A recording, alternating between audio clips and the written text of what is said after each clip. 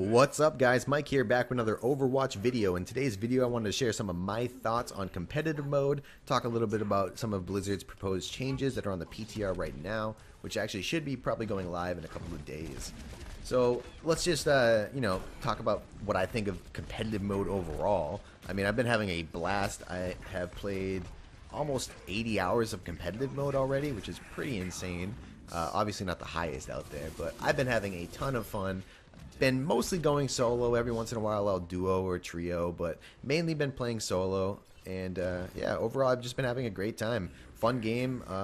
Obviously there's some flaws, but Blizzard is making an effort to fix them, which is something I'm very, very happy about. They've been very active with their changes and trying to fix the game. But like I said, I've been around in the Halo scene where we spent months and months trying to get the correct MLG settings for competitive before, we really had those great settings and the ones that would, be at the tournaments all the time. So that's something that Blizzard really has to figure out. They just have to get the proper settings, and it's going to take some time. So I honestly think they've done an excellent job, and their first iteration of a competitive mode was actually pretty good. But I think their next season will be even better, and yeah.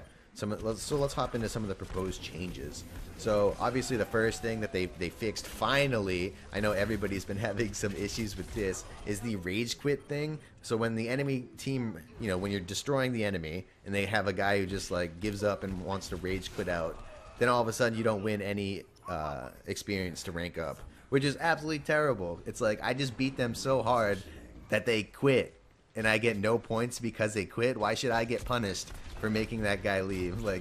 So they finally fixed it. They tried to fix it last week with a hotfix, but it didn't actually work. But they ended up fixing it a couple days ago. So finally, if you win and your opponents quit out and rage quit, you still get full experience, which is so good. I'm very happy they made that change. Definitely been very frustrating for some people. I mean, I don't have a lot of leavers. I don't really know. Other people complain a lot, but I play hundreds of games and I just don't get that many leavers. Maybe it's because I'm over rank 60 and I guess under rank 60 there's a lot of levers or something. I'm assuming the lower you go, the more levers there probably are. It's something similar to that. So I don't really experience it that much, but I'm sure for some other people out there it's been really annoying because you win 3 games, but they were all 3 had a lever, and then you lose 1 game and it's literally the same amount, or maybe even lose more than you actually won, even though you won 3 games versus only losing 1.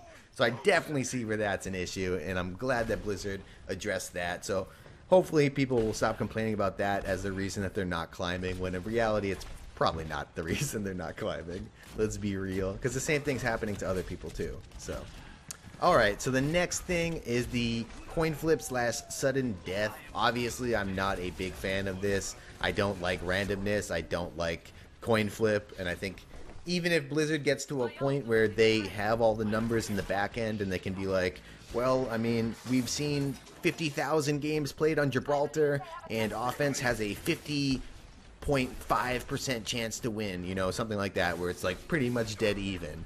Even if it's in that, there's always going to be a perceived advantage. Like the player base is always going to be like, well, attacking's better on this map, and there's always going to be a perceived in the mind of the player. It's like, oh, well, they got the advantage, so that side's an automatic win, even though it might be like 51% or 52% average win rate on that side. So I don't think there's ever going to be a situation in which people are happy with coin flip. Like, even when you win, you kind of feel bad. It's like, well, yeah, that kind of sucks. So Blizzard already said that they're going to remove coin flip for next season, which is, again, excellent. I fully support that decision, and they're going to try and make it so sudden death overall happens much less, which I think is great, because sudden death should feel more impactful, right?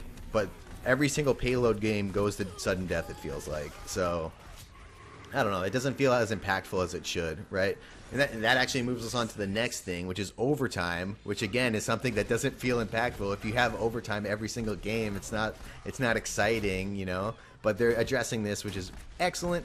So let's read the changes. If a match goes into overtime for more than 20 seconds, the fuse will now start to burn down more quickly. And also, players now respawn more slowly during overtime. It increases the spawn time by 2 seconds. So that means, like, obviously 2 seconds longer for respawn time for the defending team, which basically means like the offense has a much better chance of denying, like whoever controls the position. So on King of the Hill, if you control the position, and then if you're like attacking, or I mean, I guess whoever's in control, because I guess defense could have control too. So either way, I guess whoever has control, it benefits, because they force the opposite team to respawn slower, so they get back to the fight slower. So theoretically, overtime should end faster, and then also it burns down much slower. I mean, my personal suggestion with like overtime is like, well, I don't know. I just don't want to go into overtime as much, which is like kind of hard to balance, because there's heroes like Tracer and stuff, and like Winston, things that can like jump on the point very, very easily and constantly like trigger overtime. I don't exactly know how they get into a state where they don't trigger overtime as much, because like King of the Hill maps, I feel like it's just going to always go off. But I don't know. These are some good steps in the right direction. I think overtime might still need some more work, because I'm sure it's still going to pop up like constantly. And, oh, well, this is actually goes right into the overtime changes. I mean, I'm sure everybody hates, you know, constant overtimes that last 10 minutes when they're getting Tracer spammed and Diva spammed. And there's like 5 Divas on the point, and it's a Diva on Diva battle. And yeah, I'm sure no one likes that. So they're introducing hero limits, which is pretty awesome. I'm excited about it. I think hero limits should have been in the game to start. But either way, so let's talk about them. It's 1 hero limit per team. So that means if I have a Reaper on my team, obviously you can still have a Reaper on your team. Like both team, it's only one team. It only matters for your team. So if I have a Reaper, you can have a Reaper obviously on the enemy team, but I can't have a second Reaper on my team. So that's all it really means. 1 hero limit. I think this is going to be really good, especially on King of the Hill maps where you see a lot of like, you know, double Tracer, double Lucio, double Winston, double Zarya, double Reaper. Like there's so many of these stupid double comps that are like actually really good, because when you stack up the heroes, they get exponentially better, it feels like. At least certain heroes do. Like when you have double Zarya shields and they're shielded the entire time and they're both at 100 energy melting your entire team, you're like, yeah, this should only be one of them. So I'm very happy about these changes. And like I said, this will also kind of help that overtime as well, because you won't be able to spam you know, Tracer and Diva. I'm sure you're still going to see like 1 Diva, 1 Tracer, 1 Winston and stuff like that, but at least you won't see 5 Divas, which is going to be great. So I like those changes overall. I don't know, yeah, 1 hero limit should be cool. I'm excited to see, you know, what develops. I'm just happy that Blizzard is actively, constantly changing their competitive mode and, you know, playing with things, testing things, getting feedback, and they're not afraid to like say that they're wrong and change something, right?